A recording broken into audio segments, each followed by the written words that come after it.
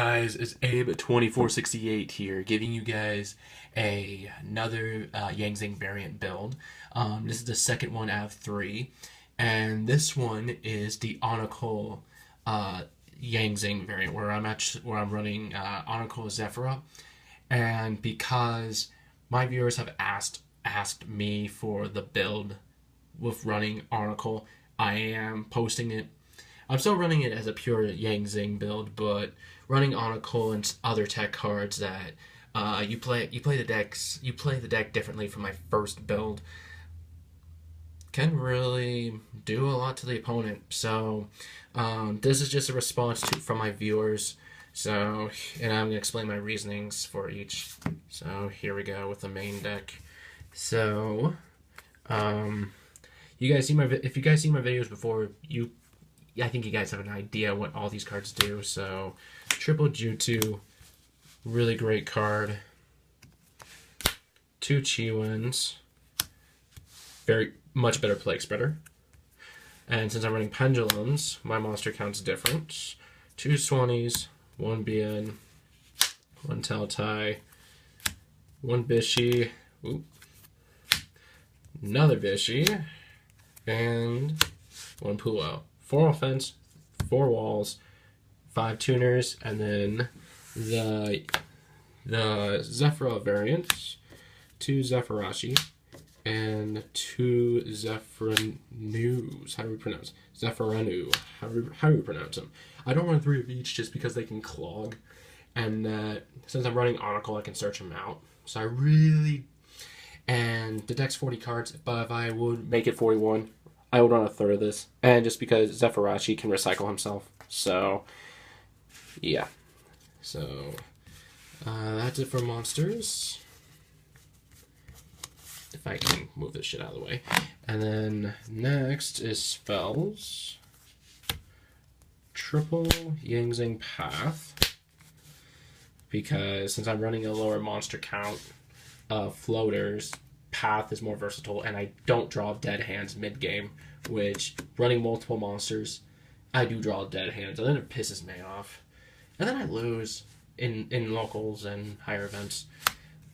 Triple Onicle, so this is the Rhoda to add any of the Pendulum, Zephyros from deck to hand, and then, since I Sacro Summon only in this deck, whenever I Sacro Summon with a Zephyra, I get to put a monster from my deck to top. Another reason why I run a low number of standard Zing floaters, just because I can search them out and put them on top of my deck, and I don't have to worry about it.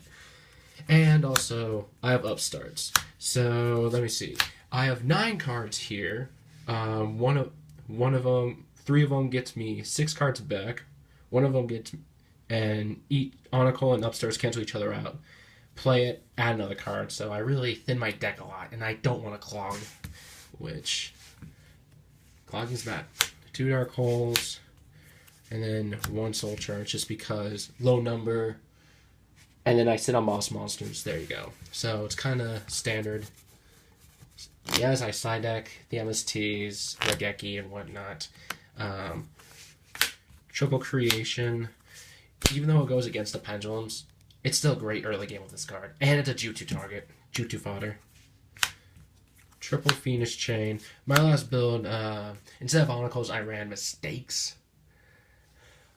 And then also, instead of Effect Veil and Book of Moon, and there goes the Phoenix Chain, I run 2 Needle Ceilings just because I spam monsters. Since I'm focusing on monster spamming, this card is a lot more viable. Needle Ceiling.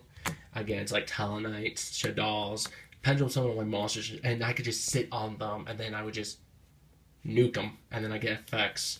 Then I just keep plussing, and my opponent keeps minusing.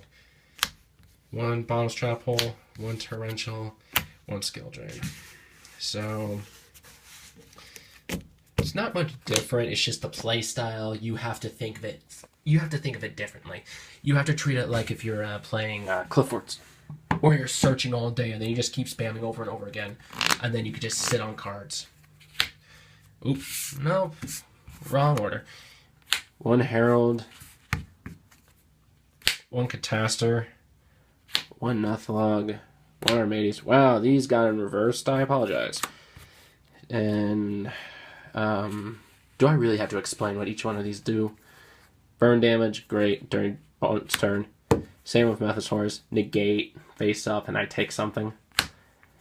Clearwing Sacro Dragon. 2 Yazi. And triple Bastia. Just because pendulums, I spam higher levels, so spam my Bastias, keep bouncing cards back. My opponent has no hands for a few turns, and I could just have game because of that. 1 Crimson Blader, Mirror Match, and also the meta's all high level, so he screws him over. 2 Chow Fangs, get 1 out. My opponent will figure out how to walk around it, and then I just bring out another one to say F you in the face. And then 1 Leo just to get rid of Apocalypse Tower since Q-tips are back. So, and this is the goddamn the Pendulum variant with Onical Zephyra. And if I would make any changes, if I would make it 41, I would run another one of him. He is so good. And then try to fit in Zephyra Divine Strike, which I have 2 of them. Give me a moment. Let me see if I can get them out. Or maybe I can run as a 43 card deck with teching in 2 Zephyros Divine Strikes and Zephyr New, since I'll be spamming this to search everything out. And then, yeah, because if you guys haven't seen any of the top decks, not Yang Zings in general, I'm talking about the meta. They're running between 40 and 44 cards just because they thin themselves out so quickly. And who knows, if someone tries this and they figure out a way how to make these work with 40 cards, so make it 43, it works. I have a friend, he has a max rarity Harpy deck that he knows how to play it, and his build is 46 cards due to how fast he gets cards to hand. He runs 46 and he spans the field, so it's like, okay. So he kind of proves my point, but if anything, I would add these to the deck if I wanted to. I could. So, yeah, that's the Pendulum build. I'm going to be making a Pendulumless build, the poor man's build, that one of my subscribers mentioned that he couldn't afford any of the Zephyrs. Well, they're cheap, but still, some people's locals are harder than others. Mine is really good. I have multiples everywhere. So, yeah. Like, comment, subscribe, and hit that like button. And also, I want to thank you all for the 100 subscribers. That we reached over 100. Let's keep going. Let's keep going. Because I'm planning on sticking around for this card game for a while. Because I love this game. So, yeah. I'm out. Ciao.